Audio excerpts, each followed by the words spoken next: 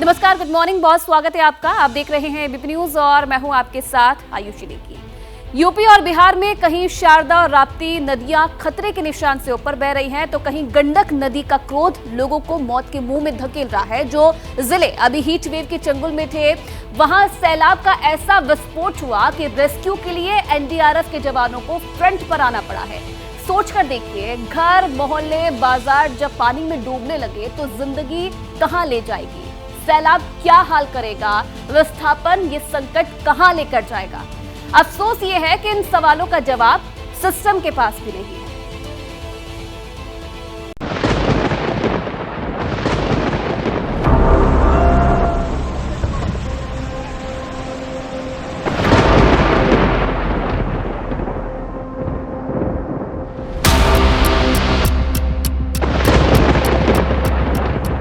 बहुत दिक्कत हो रही है सर। जैसे पानी भर गया, घर में पानी आ गया, बनाने खाने में दिक्कत, फसल के नुकसान हो गए। यहाँ बंदे पे हम लोग अपना भैंस गोरू बांध के बैठे हुए हैं।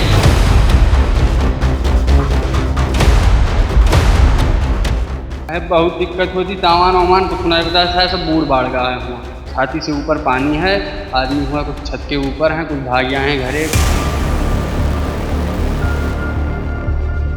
बहुत दिनों के बाद इतना पानी खोला गया। देखिए चारों पर पानी पानी। ये नजारा किसी और राज्य के किसी छोटे से गांव का नहीं, बल्कि मुल्क की राजधानी दिल्ली का है, जहां पे आप देख सकते हैं कि एक पूरा कॉलोनी जलमग्न हुआ पड़ा है। तमाम इलाकों में जल जमाव है और लोग दाने दाने को मोहताज हैं। कितना पानी भर गया था? इतना भर गया था। एक परिवार इस गांव का निकालकर सड़क पर लाया गया है। उनके ये बर्तन हैं, खाना बनाने का एक चूल्हा है, लकड़ी है। ये एक अस्थायी व्यवस्था है। जो खाना पीना वाला रहा वही बार हाथ के आवा, और सब बह चुका है। सब सामान? हाँ, सब सामान बह चुका है। ये इसी साल हुआ कि हर साल? हर साल ऐसे आता है। ऐसे वो बाढ़ में जो है, जो कुआं में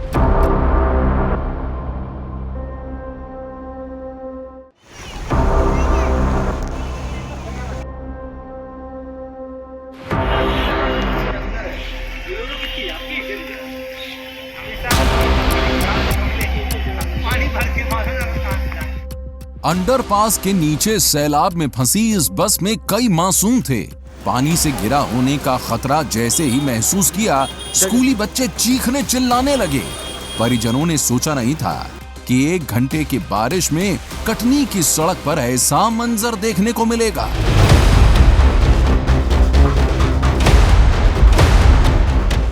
बच्चों का वेट करते करते पेरेंट्स बेचैन होने लगे। बाहर निकले तो बस की हालत देखकर कलेजा मुंह को आ गया। अब रेस्क्यू के अलावा कोई ऑप्शन नहीं था, क्योंकि बस 1 इंच भी आगे नहीं बढ़ सकती थी। ट्रैफिक पुलिस के जवानों ने मोर्चा संभाला और कंधे पर बिठाकर नन्हे विद्यार्थियों का रेस्क्यू हुआ। कुछ नहीं, यहाँ पानी भर गया, बस एकदम से यहाँ पे बैटरी बंद हो गई, बस पानी आ गया। कुशीनगर में भय का टेंडर निकाला है नारायणी नदी ने, और वजह है नेपाल के पहाड़ों में हो रही लगातार बारिश। नारायणी नदी के किनारे बसे कई गांव खौफ में हैं। यहाँ कुछ दिन पहले वाल्मीकि बैराज से 4,40,000 क्यूसेक पानी छोड़ा गया था, और अब मूसलाधार बारिश ने डरा दिया है। कटान की खबरों से भी गांव वालों में सिहरन है। महादेव और सालिकपुर गांव के बेहद नजदीक से बड़ी गंडक नदी बह रही है, जिसके किनारे बसे लोगों को बेघर होने की फिक्र सता रही है, क्योंकि ये विस्थापन का संकट है। जीवन के सामने प्रश्न चिन्ह है। इस समय गंगा जी जो है नदी के किनारे पर अपना करंट बना चुकी हैं। ये आज ही का रूल ही बदली है, ये खतरे के निशान पर है। यहाँ स्थिति बहुत खराब है। नदी एकदम कटाव कर रही है। पानी जो स्थिति बा ये बड़ा, आज बिहार में जितना ठोकर लग रहा है, पत्थर सब गिर जाएगा। क्या लगता है? स्थिति ये है कि जैसे पानी आ रहा है वैसे ये गल जाएगा। ठोकर दोनों तरफ से, एक तो नीचे वाला जो लगाए थे वो तो गिर गया, एक ऊपर बचा है। जैसे स्थिति रहा तो नदी पे बंधे को काट के अंदर घुसी जाएगी।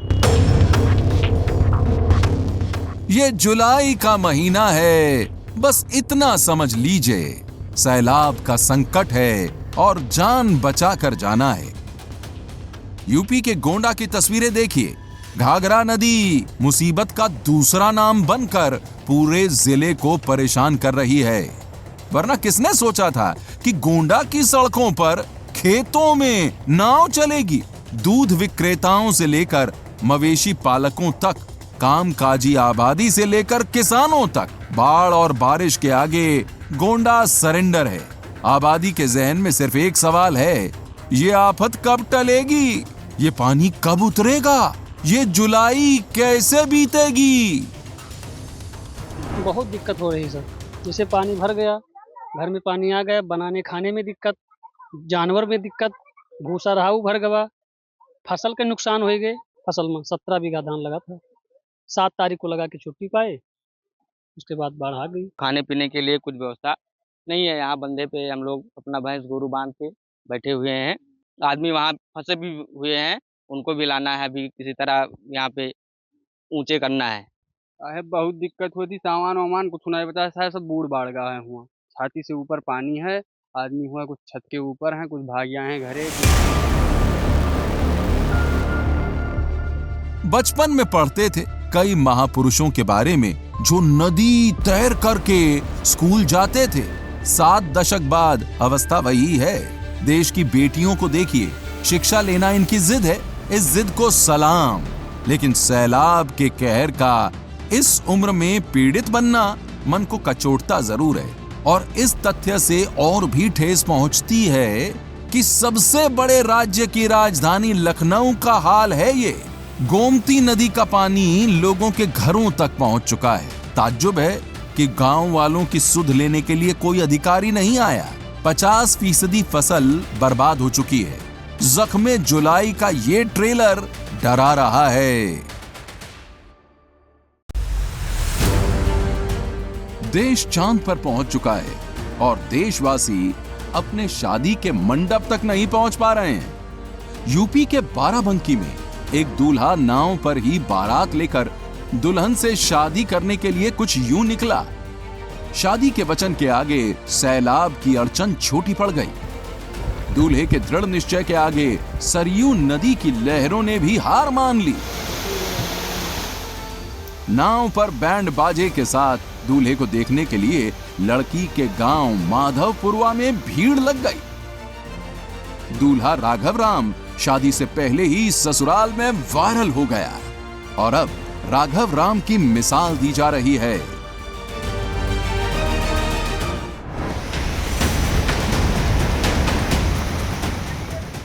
अब चलिए कुदरत के आगे उस राज्य का संघर्ष देख लीजिए जहां एक एक करके कई पुल नेस्तनाबूद हो चुके हैं। कुछ को मौसम ले डूबा तो कुछ को करप्शन, बदहाली और बेबसी में रिवायत है कि बिहार यूपी से कंधा मिलाकर चलता है। बाराबंकी जैसी विचित्र किस्मत गोपालगंज के दूल्हे की भी निकली। विकास यादव का भी सपना था 4 पहिया से दुल्हनिया को घर ले आए, लेकिन गंडक के कोप के आगे सपनों का क्या ही होगा। मुहूर्त भी छूट ही रहा था। गंडक की बाधा को नाव से लांघना जरूरी था। 2 किलोमीटर की दूरी दूल्हे संग बारात ने नाव से तय की। दुल्हन भी नाव से ही ससुराल आई। डेस्टिनेशन वेडिंग के जमाने में एक बड़ी आबादी की ये डेस्टिनी है। ये अचानक बाढ़ आ गया, चारों ओर से पानी घेर लिया है, तो हम लोग नाव से पार होकर के गौसिया आए हैं। जब बाढ़ अचानक आ गया तो हम लोग क्या करें, यही साधने है, नाव छोड़कर दूसरा कोई साधने नहीं। तो विदाई होगा, कल लौटिएगा आप लोग तो फिर नाव से ही दुल्हन को ले हाँ, फिर नाव से ले जाएंगे। जुलाई में पहाड़ों के साए में सैर क्यों जानलेवा हो सकती है, ये वीडियो उसका प्रमाण है। चंबा में मणिमहेश से डल झील की ओर जाने वाले रास्ते में बुधवार दोपहर चट्टानों की बारिश शुरू हो गई। लैंडस्लाइड का यह वीडियो देखकर किसी के भी होश फाख्ता हो जाएं, क्योंकि हजारों फीट ऊपर पहाड़ों से गिरते ये शिलाखंड अगर इंसान को छू भी जाएं तो बुरा हश्र कर सकते हैं, ट्रक और बस का कचूमर बना सकते हैं। लेकिन किस्मत अच्छी थी कि इस हादसे में जान माल का विशेष नुकसान नहीं हुआ। तो देखिए, यूपी के कई जिले इस वक्त बाढ़ से प्रभावित हैं। यूपी के सीएम बाढ़ प्रभावित क्षेत्रों का दौरा कर रहे हैं। बाढ़ पीड़ितों से मुलाकात करके उन्हें बाढ़ राहत सामग्री भी बांट रहे हैं, लेकिन ये प्रयास थोड़ा सा है और चुनौती बहुत बड़ी है। वहीं राजधानी दिल्ली में तो गजब हो गया है। बिना बारिश के बाढ़ आ गई, एक बूंद भी नहीं बरसी और एक बड़ा इलाका कमर तक पानी पानी हो गया। क्या है इस फ्लड अटैक की मिस्ट्री, इस रिपोर्ट में।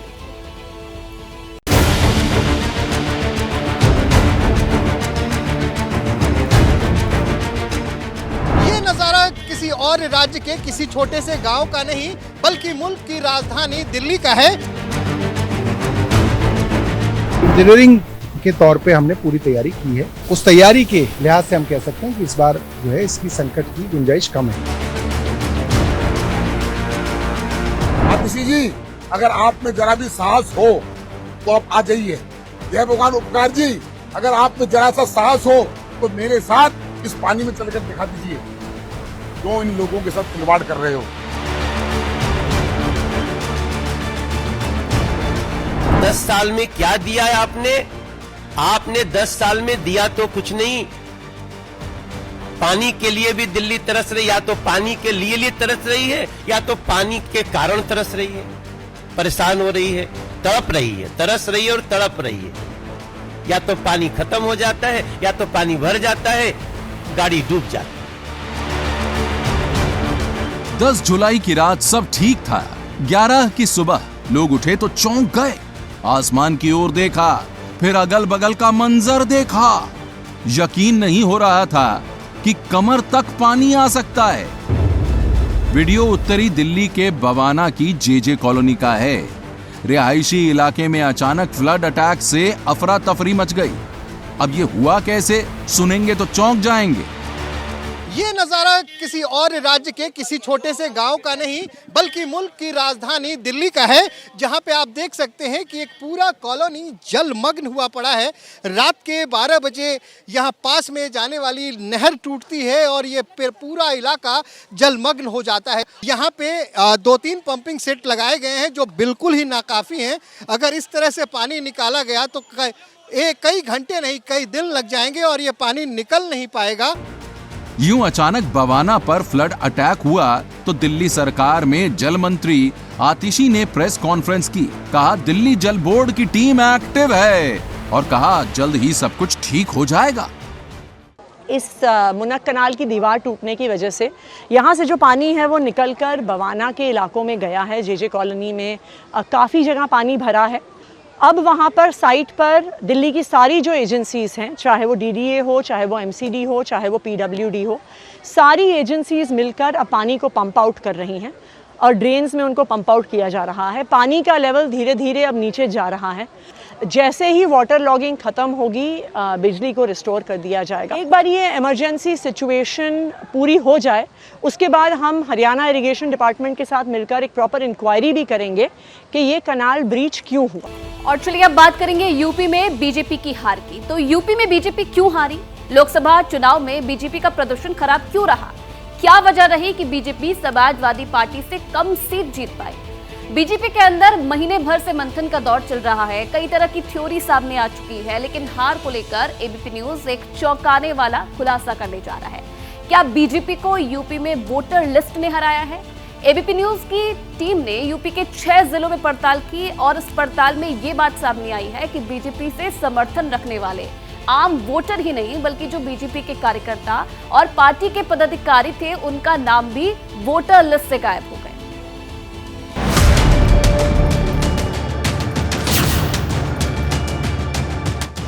लोकसभा चुनाव में यूपी की 80 में से 37 सीट अकेले समाजवादी पार्टी ने जीत ली। बीजेपी को 33 सीट मिली। समाजवादी पार्टी की सहयोगी कांग्रेस को 6 सीट, जबकि बीजेपी की सहयोगी आरएलडी 2, अपना दल 1 सीट पर जीती। आजाद समाज पार्टी को 1 सीट मिली और इसी तरह उत्तर प्रदेश में समाजवादी पार्टी सबसे बड़ी पार्टी बन गई। बीजेपी हार से इस कदर परेशान है कि महीने भर बाद भी हार के कारणों की तलाश जारी है। बिहार की समीक्षा के लिए बनाई गई टास्क फोर्स ने अपनी रिपोर्ट 2 जुलाई को सौंप दी। इस रिपोर्ट में बताया गया है कि ठाकुर वोट, जो कि बीजेपी का कोर वोटर माना जाता था, वो बीजेपी से दूर हो गया। इतना ही नहीं, कुर्मी, कुशवाहा और शाह के वोट भी बीजेपी से कट गया था। इसके साथ ही वो दलित वोट जो कि बीजेपी के साथ जुड़ रहा था, वो भी इस बार उसका झुकाव बीजेपी से कम हो गया। इतना ही नहीं, मायावती ने भी अपनी पार्टी यानी कि बहुजन समाजवादी पार्टी के जो उम्मीदवार बीजेपी के उम्मीदवारों की सेम जाति के उतारे, वहां पर भी बीजेपी को नुकसान उठाना पड़ा। इन्हीं कारणों के अलावा एक और कारण जो लखनऊ से लेकर दिल्ली के पॉलिटिकल कॉरिडोर में चर्चा में है, वो कारण है वोटर लिस्ट से नाम का गायब होना। मतदान के दिन ये पता चला था कि अंतिम मतदाता सूची प्रकाशित होने के बाद भी संबंधित बूथों पर जो मतदाता सूची गई उसमें डिलीटेड बहुत सारे नाम थे। वह नाम जो पात्र हैं और लगातार बांदा में विधानसभा और लोकसभा के चुनाव पे मतदान करते आ रहे हैं, उनमें तमाम ऐसे, जैसे एक पूर्व हमारे सभासद हैं, उनका नाम काटा गया। तमाम बूथों पर ऐसी शिकायतें मिली। जब चुनाव हो गया तो फिर उसको हमने लिस्टेड कराया और उसकी बाकायदे एक रिटन कंप्लेन हमने डिस्ट्रिक्ट मजिस्ट्रेट बांदा को जांच के लिए शिकायत भी की और ये लिखा कि ये देखा जाए कि ये किनकी बदमाशी से क्यों हुआ और किसके कारण हुआ। प्रकाश बीजेपी के विधायक हैं और उनका ये आरोप चौंकाता है क्योंकि प्रदेश में 2017 से ही बीजेपी की सरकार है। ऐसे में हमारी टीम ने बीजेपी के एक और विधायक रमेश चंद्र मिश्रा से बात की। संविदा कर्मी पर तैनात कर्मचारी जो तहसील में है और जिला मुख्यालय पर है, और इस संविदा कर्मी पर तैनात कर्मचारी जो कंप्यूटर पर फीडिंग करते हैं और जो डिलीटेड करते हैं, वो कर्मचारी समाजवादी पार्टी के समय के संविदा के द्वारा वो नियुक्त किए गए कर्मचारी हैं और वो प्योर रूप से समाजवादी पार्टी के कार्यकर्ता की भांति चुनाव के समय वोटर लिस्ट के लिए काम करते हैं। अनंतिम प्रकाशन में एकाएक नाम डिलीटेड आ जाता है और ये सारा खेल जो कंप्यूटर पर ऑपरेटर बैठता है संविदा कर्मी, उसी के द्वारा किया जाता है। इसकी शिकायत मैंने संगठन पे उच्च स्तर पर भी किया था। माननीय मुख्यमंत्री जी की बैठक थी, उसमें भी मैंने इस बात को रखा था। खुद सत्ताधारी दल के विधायक इस बात की शिकायत कर रहे हैं। आरोपों की तीर समाजवादी पार्टी की तरफ चल रहे हैं। ऐसे में एबीपी न्यूज ने यूपी के अलग अलग जिलों में जाकर ये जानने की कोशिश की कि क्या वाकई में ऐसा कुछ हुआ, और हुआ तो आखिर क्यों हुआ। मेरा वोटर लिस्ट में नाम ही नहीं आया, यह पता नहीं गवर्नमेंट की दिक्कत थी कि बीएलओ की कमी थी। इसमें मेरा वोटर लिस्ट में ना मेरा आया, ना मेरे पूजनीय दादाजी का, ना दादी जी का, किसी का नहीं आया। मतदान लिस्ट में हम लोगों का नाम नहीं था। पूरे परिवार में 6 लोगों में से 2 लोगों का नाम ही नहीं था। 2 लोगों के अलावा 4 लोगों का नाम नहीं था। हमारा नाम उसमें नहीं था लिस्ट में, इसलिए हमारा जो है कि वोट कटने के नाते हम लोग नहीं दे पाए वोट। 14 वोट है, 14 में केवल 7 वोट हमको मिला। हमारा वोट तो कट ही गया, उस वोटर लिस्ट में नाम ही नहीं था मेरा, हम कहाँ से देते थे। हमारे जो भाजपा के कोर वोटर थे, लगभग 62 वोट डिलीटेड हो गए। 15-20 वोट हमारे बूथ पे डिलीटेड हो गए लास्ट सूची पे। फाइनल वोटर लिस्ट आई, उसमें हम लोगों ने देखा तो उसमें हमारे करीब जो है 75 वोट कट गए थे। वोटर लिस्ट में डिलीट लिखा हुआ था, तो मैंने बड़ा प्रयास किया कि वो वोट डाल दिया। किसकी गलती मानते हैं? बेरों के मानना है। मैंने आज तक अपने मतदान से वंचित नहीं रहा। इस बार के लोकसभा चुनाव में मैं जब मत का प्रयोग करने पहुंचा वहां पर मतदान केंद्र पर, तो मेरा वोटर लिस्ट से नाम डिलीट लिखा हुआ था। का नाम मतदाता सूची से विलोपित या डिलीटेड श्रेणी में कर दिया गया, जिससे वह मतदान से वंचित हो गया। और मुझे इस बार वोटर में मेरा नाम नहीं था। ये लोग जो ये संविदा कर्मचारी या जो भी इसमें नियुक्त किए गए हैं, बीएलओ जो नियुक्त किए गए हैं कि हम इसको ये वोटर लिस्ट ये बढ़ाएंगे, तो ये पूरी तरह से जो है मनमाने ढंग से काम कर रहे हैं। इनको जो समझ में आता है उसका डिलीट कर देते हैं। जो भी अभी आप वोटर लिस्ट उठा के देखिए, आप अपने गांव की देख लीजिए, उसमें इतने लोगों का डिलीट कर दिया है जबकि वो डिलीट नहीं है। हमारे यहाँ 12 वोट थे, 12 वोट में 8 वोट हमको पड़ा और 4 वोट हमारा कट गया। और इसी तरीके के पूरे गांव में जितने भाजपाई थे सबका ऐसे 1 2 4 1 ऐसे कटा हुआ है। पूरे सदस्यगण मतदान बूथ पे गए और वहाँ जाने के बाद पता लगा कि आपका नाम ही नहीं है। तो लास्ट में कटा, समझ में आया नहीं कैसे क्या हुआ।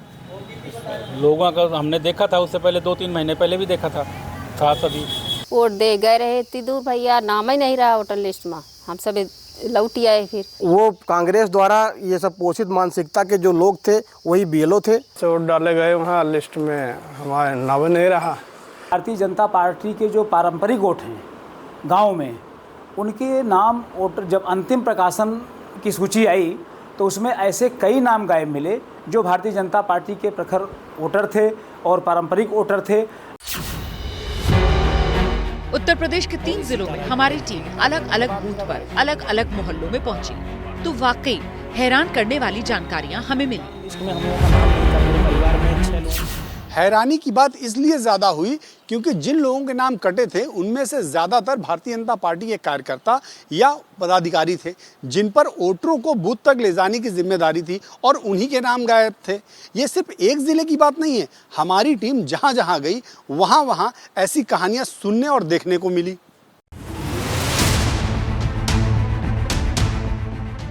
बांदा में हमारी टीम ने कटरा मोहल्ले की बीएलओ शीला चौरसिया से संपर्क किया। उनके पास जो वोटर लिस्ट मिली उसमें वाकई अलग अलग पन्नों पर डिलीटेड की मुहर नजर आ रही है। जिन लोगों के नाम डिलीट हुए उनमें से किसी की उम्र 27 साल तो किसी की 30 से 35 और 45, यानी सिर्फ बुजुर्गों के नाम कटने का मामला नहीं था। शीला ने बताया ये सब उनके स्तर पर नहीं बल्कि ऊपर से ही हुआ।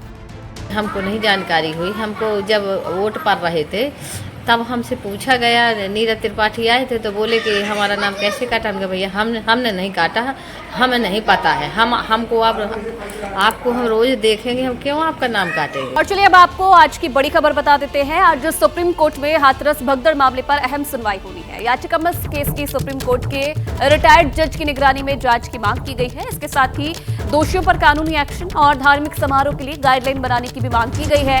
इससे पहले जांच के लिए बनी एसआईटी अपनी रिपोर्ट यूपी सरकार को सौंप चुकी है, जिसके बाद सीएम योगी ने 6 अफसरों को सस्पेंड कर दिया था। आपको ये भी बता दें कि हाथरस में भोले बाबा के सत्संग में भगदड़ मचने से 121 लोगों की मौत हो गई थी। तो गाइडलाइन बनाने की अपील इसमें की गई है। हाथरस सत्संग मामले में आपको बता दें 21 लोगों की मौत हो गई थी और इस केस में आज सुप्रीम कोर्ट में सुनवाई होनी है। अहम दिन है। सुप्रीम कोर्ट के रिटायर्ड जज से जांच की मांग की गई है और साथ ही साथ दोषियों पर कानूनी एक्शन की भी मांग की गई है। नमस्कार, मैं हूं ज्योतिषाचार्य संजीव शांडिल्य त्यागी। भाग्य की बात में आपका स्वागत है। आइए सबसे पहले आज का पंचांग देखते हैं। आज संवत 2081 आषाढ़ शुक्ल पक्ष की षष्ठी तिथि दोपहर 12:32 तक रहेगी। उसके बाद सप्तमी तिथि आरंभ हो जाएगी। आज 12 जुलाई 2024 शुक्रवार का दिन है। आज उत्तरा फाल्गुनी नक्षत्र, परिग योग तथा तैतिल करण है। आज चंद्रमा का राशि संचार सारे दिन कन्या राशि से रहेगा। आज राहुकाल प्रातः 10:30 से दोपहर 12 बजे तक रहेगा। आज यमघंटक योग दोपहर 3 बजे से शाम 4:30 तक रहेगा। नए व्यापारिक कार्यों को करने के लिए आज लाभ नाम का चौघड़िया मुहूर्त प्रातः 7:17 से प्रातः 8:58 तक रहेगा। आज पूर्व तथा दक्षिण दिशा की यात्रा करना कंपटीशन, नौकरी, इंटरव्यू, बिजनेस, धार्मिक व घूमने के दृष्टिकोण से शुभ रहेगा। डॉक्टरी सलाह तथा मेडिकल जांच के लिए शुभ समय दोपहर 12:50 से दोपहर 3:05 तक रहेगा। कारपोरेट व company affair, industrial dispute, property separation व सिविल मैटर से संबंधित मुकदमा दायर करने के लिए एवं एडवोकेट से मिलने हेतु शुभ समय दोपहर 12:52 से दोपहर 3 बजे तक रहेगा।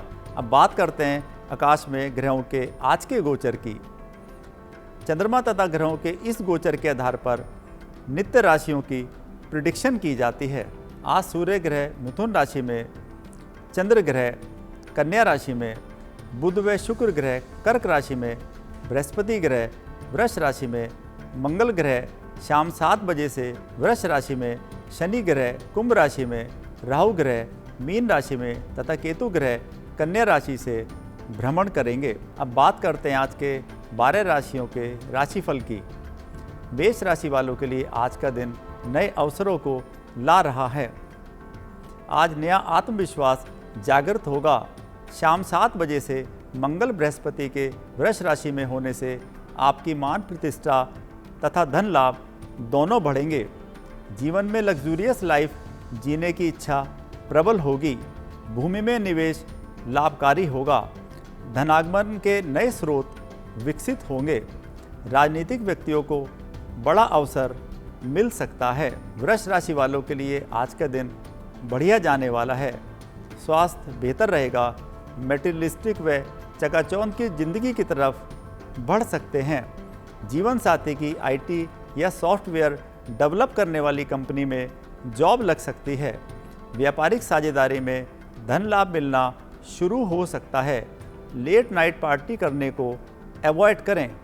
श्री सूक्त का नियमित पाठ सुने या करें। मिथुन राशि वालों के लिए आज का दिन थोड़ा उलझन से भरा रहेगा। व्यक्तिगत संबंधों में मतभेद होने से एंग्जाइटी बढ़ सकती है। पारिवारिक मुद्दों पर मदर इन लॉ या माताजी के साथ संबंध बिगड़ सकते हैं।